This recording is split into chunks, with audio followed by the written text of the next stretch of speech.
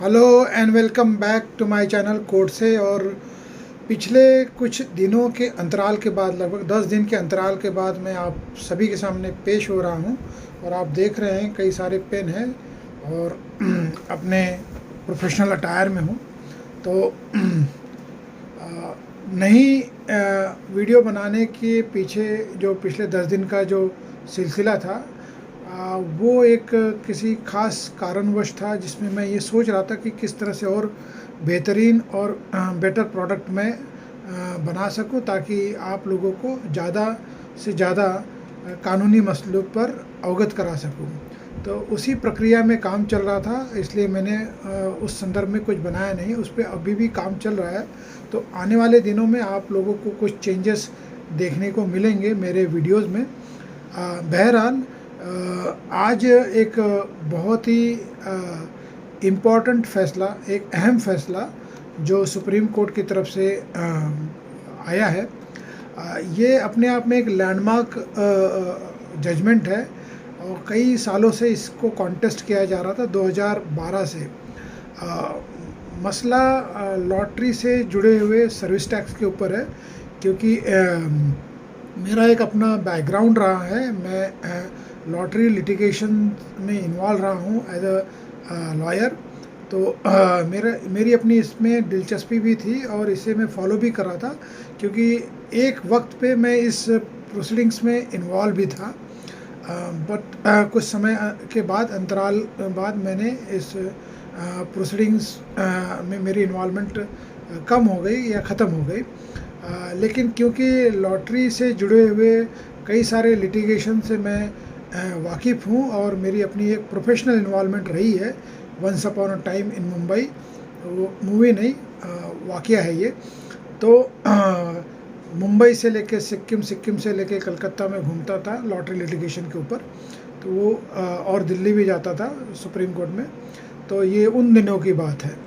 बहरहाल, ये जो मसला है सिंपल सा है। अगर मैं कह दूं कि sale of lottery is not a service, sale of lottery by state is not a service, lottery wholesalers not liable for service tax. तो ये मसला 2012 से कॉन्टेस्ट किया जा रहा था। जो जस्टिस BV नागराता है और Koteshwar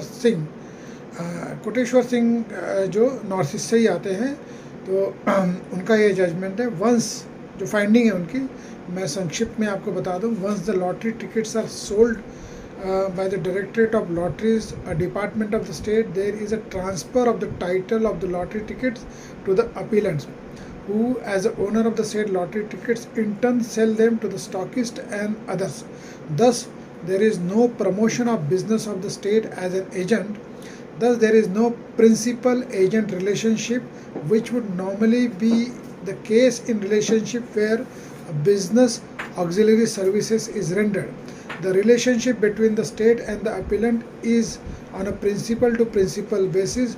Thus, there is no activity of promotion or marketing of the service on behalf of the state. Neither is a state which conducts the lottery rendering a service within the meaning of the Finance Act. ये मसला जो है, finally Kerala और Sikkim high court से आगे बढ़ते हुए जब सुप्रीम कोर्ट में ये प्रोसीडिंग्स आई, जो जजमेंट जो चैलेंज किए थे, जो अपीलेंट थे इस मसले में, उन्होंने केरला और सिक्किम हाई कोर्ट का जजमेंट चैलेंज किया था। The appellant had challenged the judgment of the Kerala and Sikkim High Court, which rejected their challenge. They had argued that a profit made from the difference between the purchase price and the face value of the tickets did not constitute taxable service. According to them, an outright purchase does not involve any service to the state in terms of the promotion of marketing under explanation to Section 65(19) subsection 2 of the Finance Act as amended by the Finance Act 2008 to make it taxable service. इस contention को accept करते हुए court ने ये मसला जो है वो कंक्लूड किया और ये फाइंडिंग दी है। इसमें जो पार्टीज इन्वॉल्व थी, K Arumugam, union of India and others, civil appeal number 2842। और ये जो सिविल अपील है 2012 की है, के Arumugam versus union of India. ये अपील जैसे मैंने पहले ही कहा सिक्किम और केरला हाईकोर्ट के जजमेंट्स है जिन्होंने ये जो पॉइंट ऑफ व्यू था कि भाई सर्विस टैक्स नहीं लेवेबल रहेगा, उस चीज़ को उन्होंने केरला और सिक्किम हाई कोर्ट में चैलेंज किया था, क्योंकि जो directorate of state particular state की केरला और सिक्किम की थी, उन्होंने लेवी किया था और इस तरह से ये मसला सिक्किम और केरला हाई कोर्ट के पास आया, जहाँ पे ये के अरुमुगम नाम के शख्स ने इसको चैलेंज किया, जिसे जो है वो पर्टिकुलर हाई कोर्ट ने यहाँ पे जो केरला और सिक्किम हाई कोर्ट है उन्होंने रिजेक्ट किया। जो लॉटरी जो है वो लॉटरीज रेगुलेशन एक्ट जो है उसके तहत रेगुलेट होता है। Sale of lotteries in Kerala was regulated by the Kerala state lotteries and online lotteries regulation rules 2003 framed under section 12 subsection 3 of the Lotteries Regulation Act 1998 and the Kerala Tax on Paper Lotteries Act 2005. Appellant was directed by the Superintendent of Central Excise Service Tax वहाँ के एक division to obtain registration पे service tax under the heading business auxiliary service in terms of the provision of the finance act 1994. Subsequently, the appellants were served notices by the Assistant Commissioner of the Central Excise demanding the detail of their lottery purchase since 2003. तो ये इस तरह से मतलब जैसे कि जो stake holder government की तरफ से उन्होंने जब नोटिस इशू किया इस तहत कि भाई ये जो आपकी जो लॉटरी की जो एक्टिविटी है वो बिजनेस ऑक्सिलरी सर्विस के अंदर आती है, जो फाइनेंस एक्ट में का प्रोविज़न है, और उसी के मुताबिक उन्होंने डेटा प्रोवाइड करने को कहा, जो आपका जो ट्रांजैक्शन है सेल का टोटल सेल परचेज का 2003 से, और उसी बिना पे ये जो है चैलेंज हुआ, जिसकी कॉन्स्टिट्यूशनल वैलिडिटी जो चैलेंज हुई हाई कोर्ट केरला और सिक्किम में। वहाँ से वो ट्रैवल करते हुए ये सुप्रीम कोर्ट में पहुँची, जब इन दोनों हाई कोर्ट ने उस कॉन्टेंट को जो कंटेंशन था कि भाई क्या सेल ऑफ लॉटरी सर्विस है या नहीं, इस कॉन्टेक्स्ट को रिजेक्ट किया, तो सुप्रीम कोर्ट में ये मसला आया।